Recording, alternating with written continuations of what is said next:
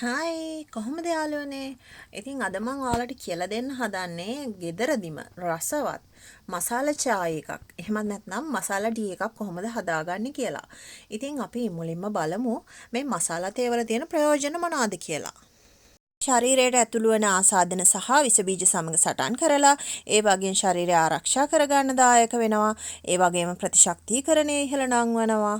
ආහාර ජීර්ණය ක්‍රමවත් කරනවා. ඒ වගේම අපිව පිළිකා වගේ ලෙඩ රෝග වලින් ආරක්ෂා කරලා දෙනවා. අනිත් එක තමයි ශක්ති සම්පන්නභාවය වැඩි කරලා දෙනවා. ඉතින් උදෑසනම අපිට මේ වගේ මසාලා තේ එකක් බොන්න පුළුවන් නම් ඇත්තටම දවස අපිට ඉතාමත් ප්‍රබෝධමත්ව ඒ වගේම ශක්තිමත්ව ආරම්භ කිරීමේ හැකියාවක් තියෙනවා. ඉතින් උදෑසනම මේ වගේ තේ එකක් බොන්න අකමැති අයට පුළුවන් හවස් වරුවේ ඔයාලගේ තේ වේලාවේදී මේක හදාගෙන පානය කරන්න. තේ වීදුරු දෙකක ප්‍රමාණයට ගැලපෙන විදිහට තමයි මම අමුද්‍රව්‍ය යොදාගන්නේ. එතෙන්දී ඔයාලට පුළුවන් කුරුඳු පොතු කෑලි 2-3ක් වගේ ප්‍රමාණයක් යොදා ගන්න ඔයාලගේ රස අනුව. ඒ වගේම එනසාල් 2-3ක් වගේ ප්‍රමාණයක් ගන්න.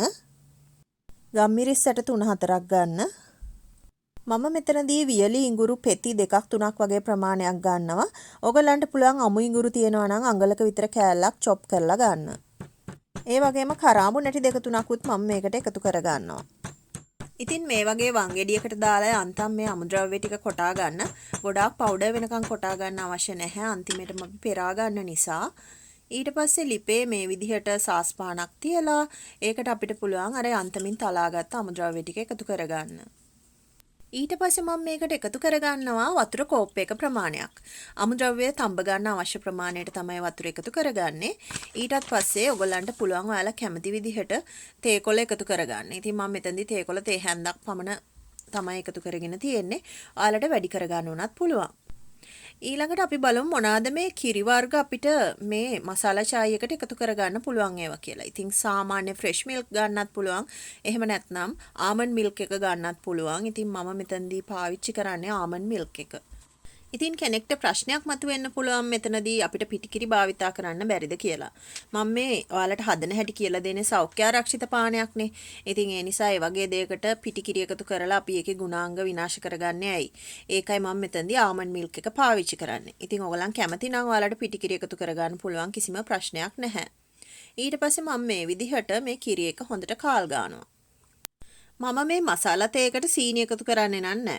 හැබැයි ඉතින් ඔයගොල්ලන්ට සීනි අවශ්‍යයි කියලා හිතෙනවා නම් මේ වෙලාවේදී සීනි ටිකක් එකතු කරගන්නත් පුළුවන්. මෙන්න මේ වගේ තේක උතුරගෙන එනකොට අපි කරන්නේ හොඳට කාල් ගාලා ඉවර වෙලා ලිප නිවන එක. කොරෝනා වසංගතය ලෝකයේම ගිලගෙන තියෙන මේ වගේ අවස්ථාවක අපේ ප්‍රතිශක්තිකරණ පද්ධතිය වැඩි දියුණු කරගන්න අපිට මේ වගේ මසාලා තේ එකක් දිනපතාම පානය කරන්න පුළුවන් නම් ගොඩක් වටිනවා. ඉතින් කාලයකට ඉහතදී මම මේ විදිහටම කියලා දුන්නා කහ වලින් කොහොමද ප්‍රතිශක්තිකරණ පානයක් හදාගන්නේ කියලා. ඉතින් ඒක බලපු නැති අය ඉන්නා නම් මෙතනින් ගිහිල්ලා ඒකත් ඔයගලන්ට මේ වෙලාවෙදිම බලා ගන්න පුළුවන්. ලෙඩ රෝග වලින් මිදිලා ලස්සනට ජීවත් වෙන්න පුළුවන් ගොඩාක් දේවල් අපි ඉදිරියේදීත් මේ විදිහටම අරගෙන එනවා. ඉතින් ඔයගලන් තාමත් අපේ channel එක subscribe කරලා නැතිනම් ඔන්න අවස්ථාව තියෙනවා. ඉක්මනින්ම අපේ channel එක subscribe කරලා ඒ ළඟම තියෙන bell icon එකත් click කරලා notification on කරලා තියාගන්න. එහෙමනම් ගිහින් එන්නම්. ඔයාලට සුබ දවසක්.